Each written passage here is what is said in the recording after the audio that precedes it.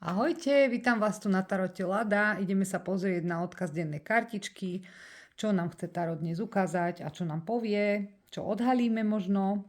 Zvedavá som. Máme štvorku mincí. Čo nám hovorí štvorka mincí? Vidíte na tom obrázku, to je krásny obrázok, ako tá veverička chodí do toho svojho hniezda a znáša tam všetky nezmysly, všetko, čo vidí, tak všetko si tam škrečkuje, hej?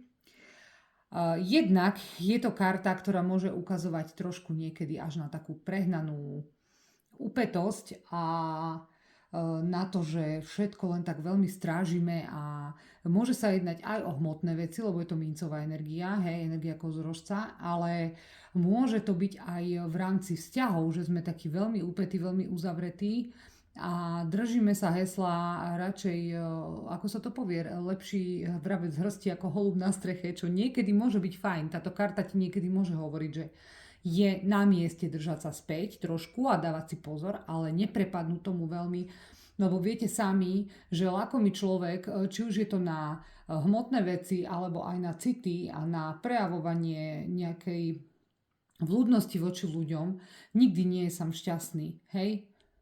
Čiže môžeme si zobrať z tej karty, aby som dala aj dva odkazy. Jedna je, že je na mieste byť opatrný. Strážiť si financie, strážiť si to, čo som nadobudol, aby som neuváženým jednaním a zbrklým rozhodovaním sa o to neprišiel, čo vám energia kozorožca napovedá, že, ktorý poznáte trošku horoskopy, že kozorožec je veľmi uvažlivý a nejedná vôbec impulzívne, ale veľmi o tom rozmýšľa, pretože je to človek, ktorý veľmi tvrdo vie pracovať na svoje peniaze a na svoje ciele, ktoré si zaumieni a tým pádom si má svoju prácu vážiť a nemá sa s tým rozhadzovať.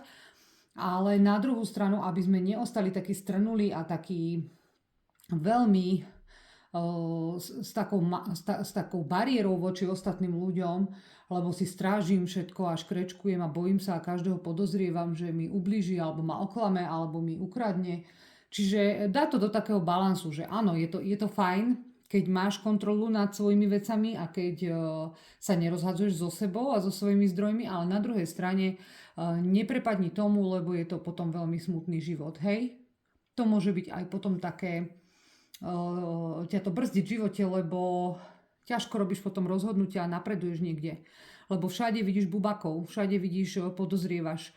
Na mieste je rozmýšľať, hej, byť proste aj v rozume, ale neprepadať iba tomu, že za každú cenu chcem niečo chrániť a niečo nedať niekomu, lebo vám to nepriniesie šťastie.